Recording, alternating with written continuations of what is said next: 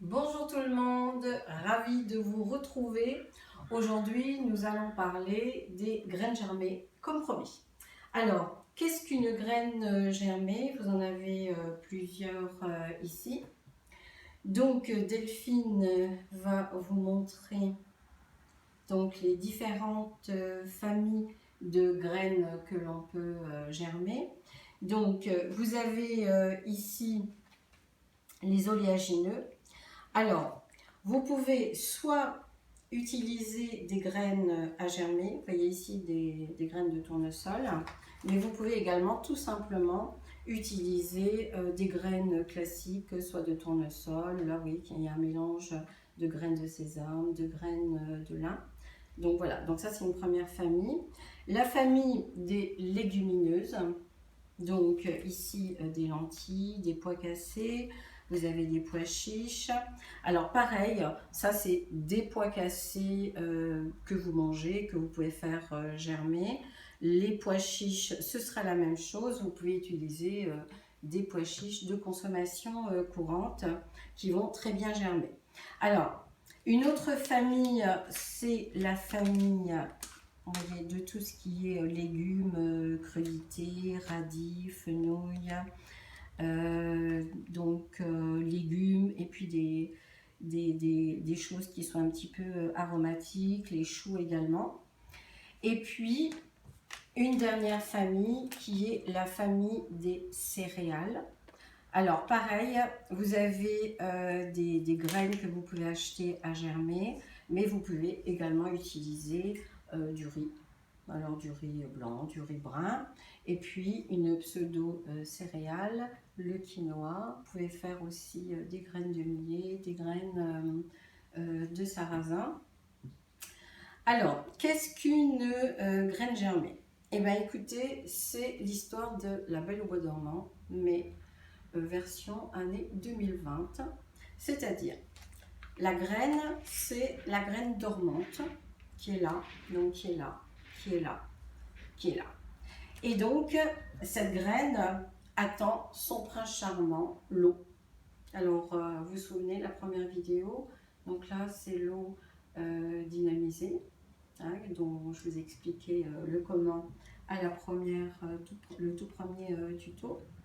Donc en fait, cette graine, elle est en dormance et quand elle est mélangée à l'eau, vous allez avoir une bombe nutritionnelle, et je pèse mes mots, c'est-à-dire que tout ce qui est contenu dans cette graine, au moment de la germination, vous allez avoir une multiplication des vitamines, des nutriments, protéines, lipides, glucides, des sels minéraux, multipliés jusqu'à 20, ce qui est énorme. C'est-à-dire que je vous montre des graines germées qui sont germées. Voilà. Donc là, au moment de la consommation, vous avez une multiplication de tous les nutriments à peu près par 20. C'est ce que dit le docteur Tal Chaleur et également le professeur Joyeux.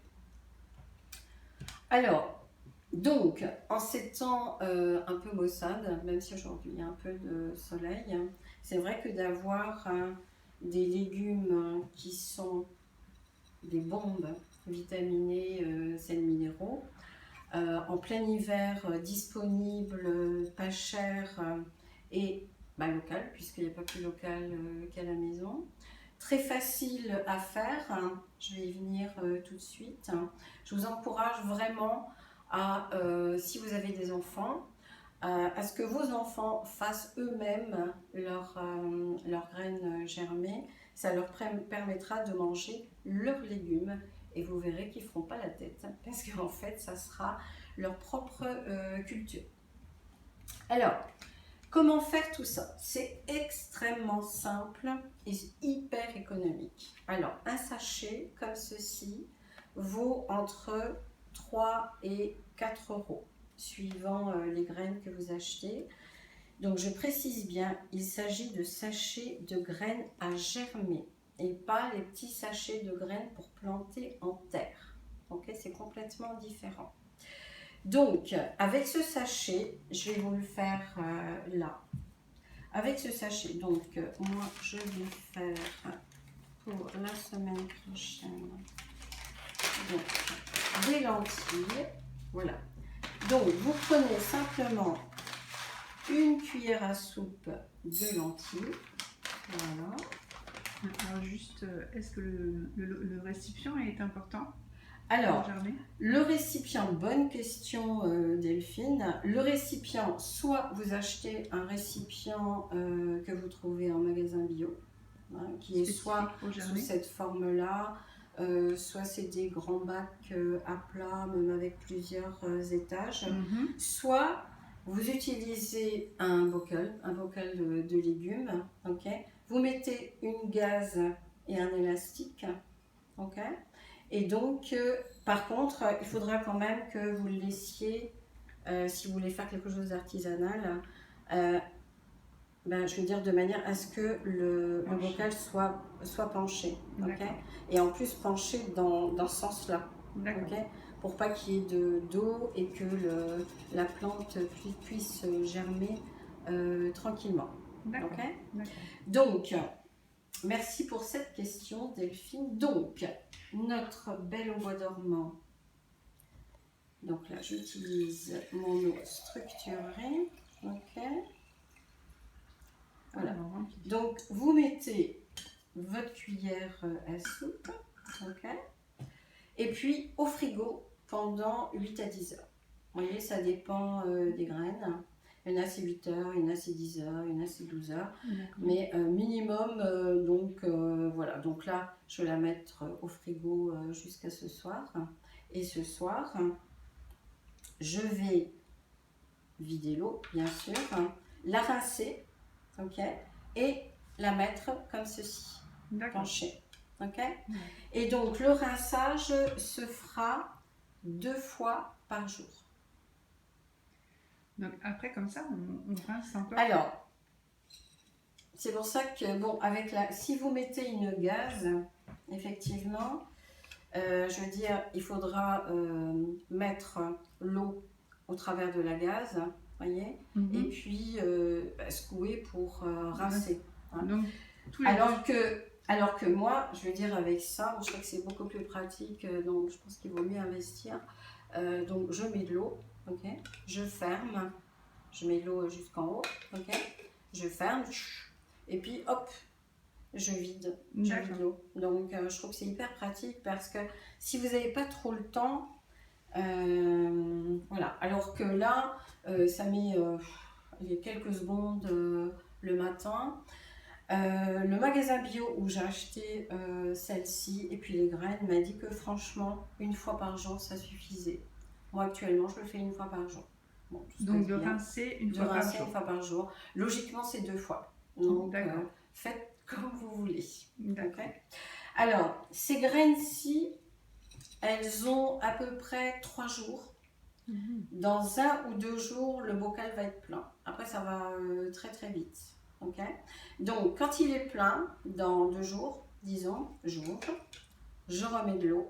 Si vous avez peur des bactéries, vous pouvez mettre 1 à 2 gouttes de vinaigre blanc. Okay. Pareil, vous essorez. Okay.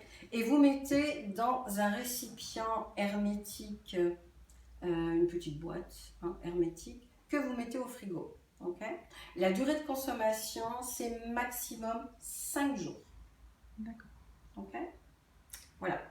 Alors, maintenant, quoi dire sur les propriétés des graines germées?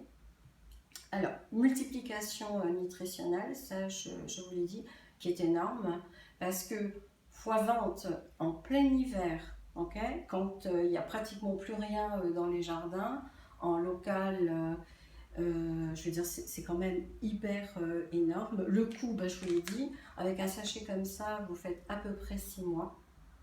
Okay.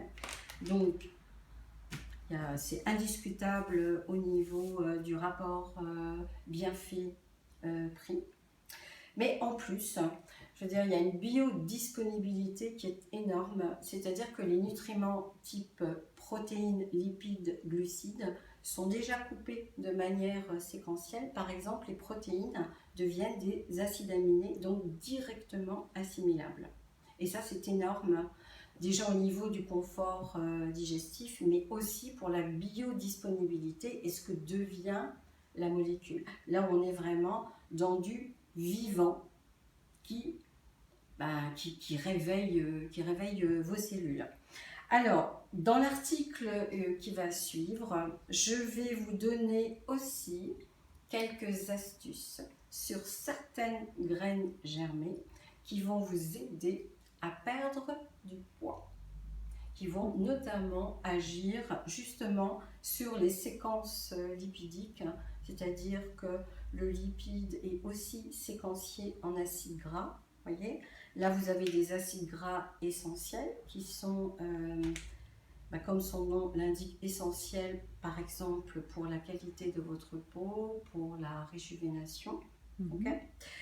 Et certaines graines germées vont également vous permettre d'avoir de très beaux cheveux, de beaux ongles, une belle peau. Donc tout ça, vous allez le découvrir sur l'article qui suit ce podcast d'aujourd'hui, dans la rubrique blog, dans le site maviemenéquilibre.com.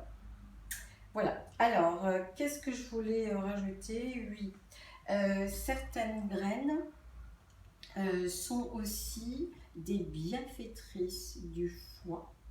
Or, le foie, vous savez que c'est l'émonctoire principal qui doit être en bonne santé pour pouvoir mincir.